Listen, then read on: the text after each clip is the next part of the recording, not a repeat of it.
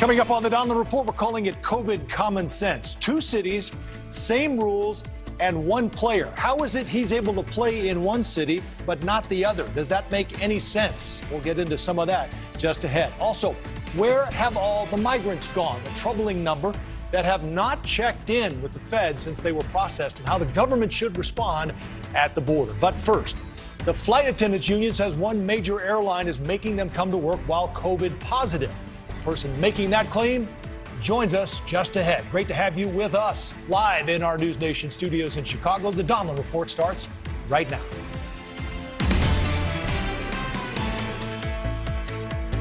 COVID confusion. Do the rules and guidelines even make sense anymore? And do we trust the leaders who are making them? Not according to the latest exclusive News Nation polling. And that is the Pulse of America tonight. Here in Chicago, because non-resident professional athletes are exempt. So the rules don't apply to visiting players. In Chicago, he plays. At his home court, he doesn't. How much sense does that make? Here's Exhibit B. Why are some doctors and nurses being called back to work to cover staff shortages, even if they're COVID positive? And in a minute, we're going to hear from the Flight Attendants Union, which claims Delta Airlines is also telling COVID positive workers to show up. Meantime, Boston first responders may soon lose their jobs because they won't get the vaccine. We spoke with one of them last night, a police sergeant who joined us. And here's Exhibit C. Why is the Army discharging soldiers for not getting the shot and offering financial incentives, 50 grand, in fact, to attract new recruits? Does that make sense? We're just asking the questions. Perhaps this is why, though, 55% of voters in our News Nation poll disapprove of how the president is handling COVID. In that same poll, just 16% trust President Biden, 31% trust Dr. Fauci when it comes to COVID information.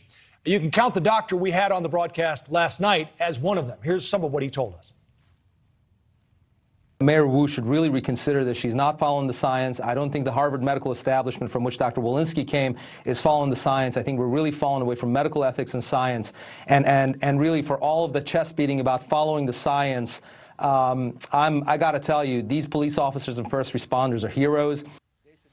So we've asked this question a lot. Are people even listening anymore? The guidelines seem to constantly change. They're inconsistent or even contradict what we were going by a week or even a couple of days ago. And now the Supreme Court has just weighed in today, blocking the president's vaccine mandate for businesses. The justice is saying a mandate on 84 million Americans in response to a worldwide pandemic is simply not part of what OSHA was built for.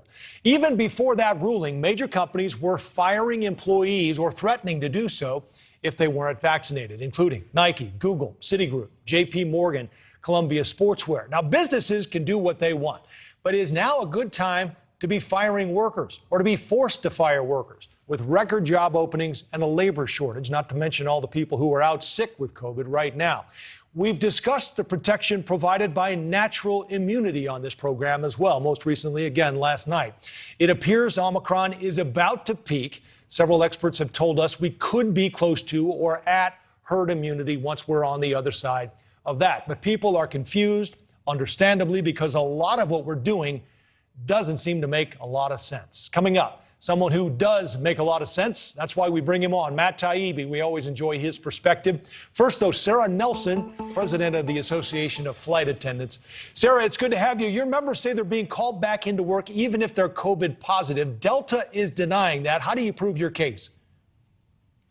So that's actually not what we're saying, Joe. What we're saying is that it was not helpful for Delta to ask the CDC to change the policy in the middle of the busy holiday travel season to say that this was a staffing issue rather than a public health issue. The message that sent to the public that we have been working so hard to correct, that you can travel safely on an airplane, is that they were putting staffing those flights over public health and over the health of their employees. And we were concerned about that message. We were also concerned that when the CDC did actually respond to their request to change the number of guidance quarantine days from 10 to 5, That also included you needed to be asymptomatic when you come back. That initially Delta did not include that. And we were very concerned that this was going to lead people to believe that they should come back to work when they were sick. So we're not saying that the airline was telling people to do that. We're saying that during this time, this was sending the message, and we were getting reports that people were very confused about this in the middle of the busy holiday season. Implementing a policy like that at that time is not helpful. Delta is not unionized. At our other union carriers, we got with management right away and said, this is going to confuse people. Let's talk about this. And they delayed putting those policies in place because we do need that consistent communication. People need to understand what the guidance is, how best to protect themselves, how to protect their workplace and the passengers in our care. And in our case, in air travel, it's especially important that the traveling public understands that you can fly safely. Well, I apologize because the confusion apparently was even among us as well. So Delta says it's updated the sick leave policy. If you test positive, you get 5 days outside your sick days and then 2 additional days if you test positive on day 5. Is that correct? That is what their policy says now, and they did update their policy, and we're happy that the issues that we raised led them to act fairly quickly and update that policy. But again, this was over the course of the holidays, over a course of a few short days, and it's not great governance there. It leaves a lot of room for confusion, and we're still getting reports that flight attendants are confused about this. We were really concerned that this wasn't just going to be a problem at Delta. It was going to be a problem at our other airlines, in other work sites, and that people were going to think that this new CDC guidance meant that they should be coming back, whether they know whether they're infectious or not. All right, so as I understand it now, there were 3,000 Delta workers out sick as of Monday, out of 70,000. My question, I guess, is that enough to disrupt flights? And I don't know how many of those are flight attendants and also baggage handlers or maintenance. Sure, this can disrupt flights. And frankly, Joe, the staffing at all of the airlines is very different than before the pandemic. Airlines have had to learn this. We've been operating in crisis mode for 2 years. And so they were planning to staff over the holidays based on the amount of overtime hours that people would regularly pick up before the pandemic. And what they found out is that people are just not able to do that. They're getting more sick themselves more often. And flight attendants have also been a little hesitant to pick up that extra voluntary overtime because it's been so combative in our workplaces. Right. So the airlines have had to adjust there. And when you have a staffing reduction that much, that can make a big difference. I do want to note, though, that while we saw all those cancellations on those flights, we also saw individual cancellations because travelers were getting sick or concerned about Omicron, too. Yeah, we know you're facing a lot of challenges in the air. Sara Nelson, president of the Flight Attendants Association. Thanks for the clarification, and thank you for the time. Appreciate it. Thank you, Joe. Good night. Let's go now to Matt Taibbi, host of TK Live on Call In and publisher of TK News on Substack. So, Matt, it's good to see you again. You heard our pulse there, starting with Kyrie Irving. How is it he can play in one city but not another? Are we missing something here? No, and I think the inconsistency of the rules mixed with, the sort of sneering attitude of some pundits about vaccine messaging has made the public unreceptive to a lot of what the health authorities have to say about vaccines. And I think they've greatly worsened the situation by the constantly shifting rules and the attitude with which they're delivered. Yeah, I mean, even with Kyrie, I was thinking the other day, if he's had it, and I don't know, many suspect he has because he was in the protocol for a little while. But if he were in college, this wouldn't be an issue because the NCAA now has changed its guidelines. But he gets to play last night at the United Center because professional athletes from visiting cities are exempt. I was wondering if he went out for dinner in Chicago, though, he would have needed a vaccination card. I guess. I don't know what to think anymore. Yeah, I mean, it doesn't make any sense that the patchwork of different rules about everything from lockdowns to masking to boosters to vaccinations to vaccination cards to vaccination passports. It's become so confusing for so many people. And then you add to that the total uncertainty about what the meaning of a lot of the new health statistics might be. Yeah, I think what you're getting is a sort of perfect storm of distrust as a result of all this. That I think that's the worst is still to come on that front. Right. You wrote, and I saw your latest post, that the shame campaign has been a catastrophe as a public health strategy. What should the strategy be, Matt? I think they should have pursued this the way they pursue any public health problem. They should have looked at this as the same way they look at people who have addiction issues or issues with, being overweight or susceptibility to diabetes. The idea of publicly shaming people for failing to comply with a public health mandate, it just doesn't make a whole lot of sense, especially since, again, there have been so many inconsistencies in government messaging. I mean, just a couple of months ago, the president of the United States said that he was going to mandate vaccines for healthcare workers so you could have certainty that they wouldn't spread the disease to you. But that was incorrect. It was wrong. So, what are people going to take away from this constant shifting about whether it's the transmissibility of the disease or the effectiveness of masks? I think it's a disaster to look at people and try to shame them into getting the vax. Right. I was also thinking today, Matt, about 5 things that we were talking about when this all began and what we were doing back then. Remember, we were worried about wiping down our groceries. I wonder when we look back at this down the road, what we'll look back at and think, I can't believe we were doing that, and maybe rolling our eyes. Matt, hey, it's always good to have you, and it's good to see you again. It's been a little while. Appreciate the time, as always. Take care. Absolutely. Thanks a lot, Joe. Now, as we mentioned, the Army, take a listen to this. The Pentagon announcing it has relieved 6 commanders who refused the vaccine and promising more, all while now offering $50,000 for new recruits. The military is cutting the unvaccinated while paying tens of thousands of dollars in enlistment bonuses. Corey Mills joins us now. He's a decorated Army veteran, hit twice by explosives in combat, running now for Congress in Florida. Corey, it's good to see you. Thanks for the time. It's important to point out here the Army, according to them, they have a 98% vaccination rate, less than 1% refusing the shot. So if you're in charge, do these guys get the boot? Well, I mean, it's not about refusing the vaccination. If you don't take the vaccination, you're essentially just being discharged out of the military. We just saw where 206 Marines were just discharged last month. So, this whole idea that we need to be forcing a vaccination, which has not demonstrated the effectiveness that I think that they were looking for. First it was if you take a shot, you're immune.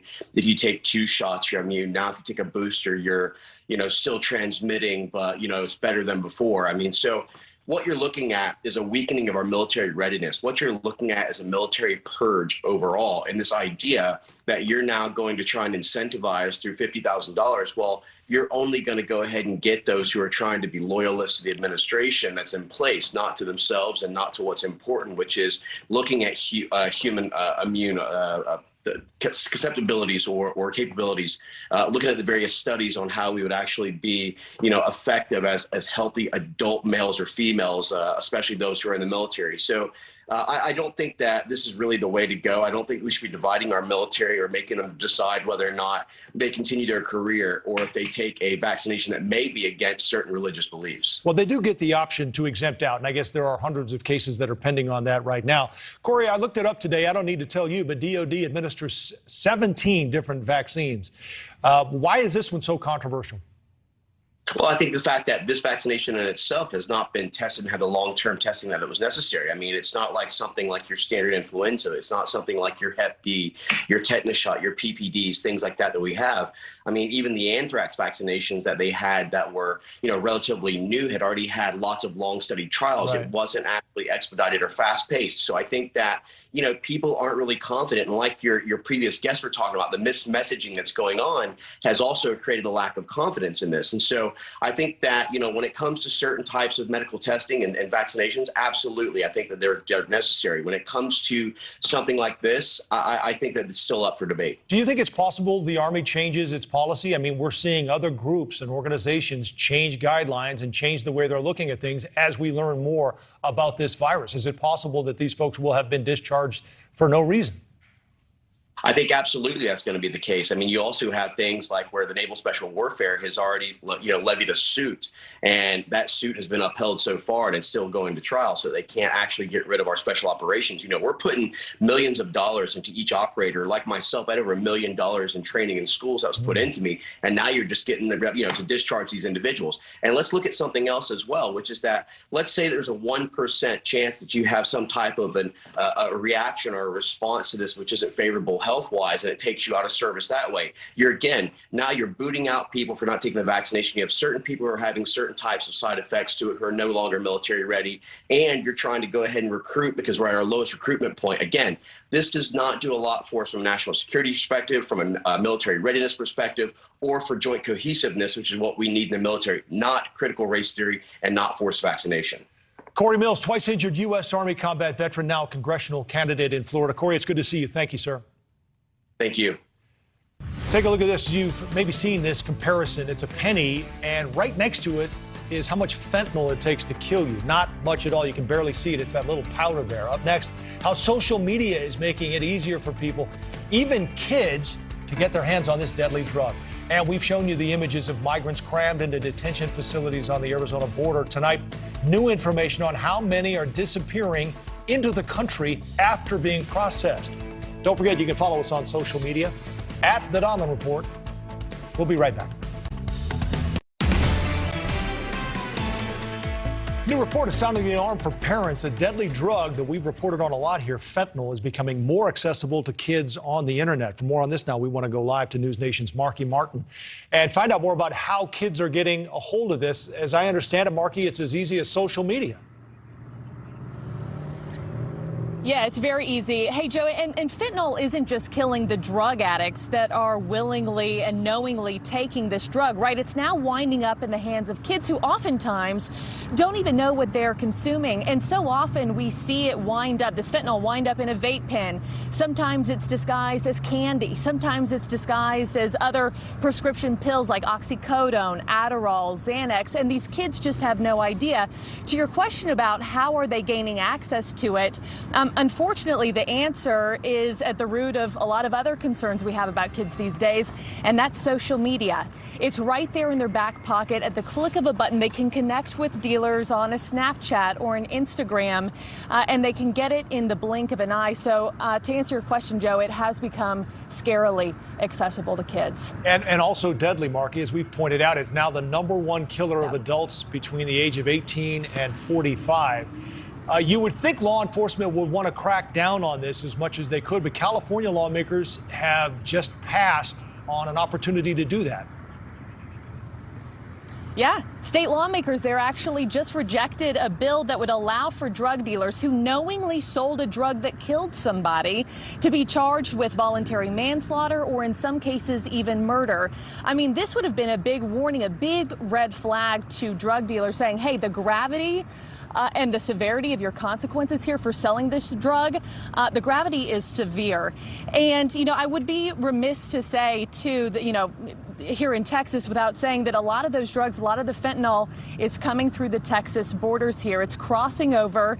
It's hitting the main arteries, the main highways, and going to the interior of the country, and it's spreading like wildfire. And, Joe, you and I have also talked, there's a lot of different border initiatives that are in place trying to combat those drug smugglers right at the root of the problem from even keeping those drugs from coming into the United States to begin with. It is a big problem. Marky Martin live for us tonight in Texas. We appreciate the update. Thank you very much. We're going to talk now more about where this fentanyl is coming from. That is the southern border, and a revealing number from the Department of Homeland Security. More than 47,000 migrants who illegally crossed into the United States from Mexico between March and August of last year have essentially disappeared. These non-citizens were part of the more than 100,000 who were released from Border Patrol custody and given instructions to ultimately report to Immigration and Customs Enforcement within 60 days.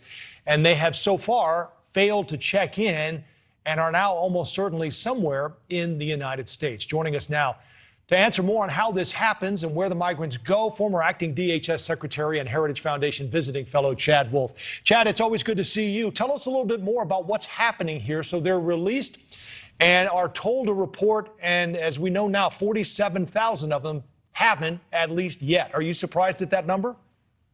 I'm not surprised. So if you recall, back in March, April, May, June, where the real surge was occurring along that border, Border Patrol were overwhelmed. And so instead of issuing what we would normally say as a notice to appear, they began issuing notices to report, which is essentially the honor system, which is to say to an illegal migrant, wherever you go into the interior of the country, whether that's Kansas City, that's Atlanta, or Seattle, whenever you get there, please report to your local ICE office so that we can begin your immigration proceedings. And guess what? The honor system doesn't work. And as you see there with that stat, over 47,000 of these illegal migrants have failed to show up. And now they are in the interior of the country. And my guess is that we will never really know where they go. Well, when you consider there were some 1.8 million encounters at the border last year, I guess the question becomes, where are they going? And is it even possible to keep track of them? Well, it's not impossible to keep track, but what they should have been doing all along is issuing notices to appear, which is to say that migrant, wherever you go, you have to show up on this date at this court facility for your immigration court proceedings, and it's a much more orderly process. Now, you can't do that, unfortunately, when you have hundreds. Thank you for watching. Click the red subscribe button below so you can get more of News Nation's fact-driven, unbiased coverage.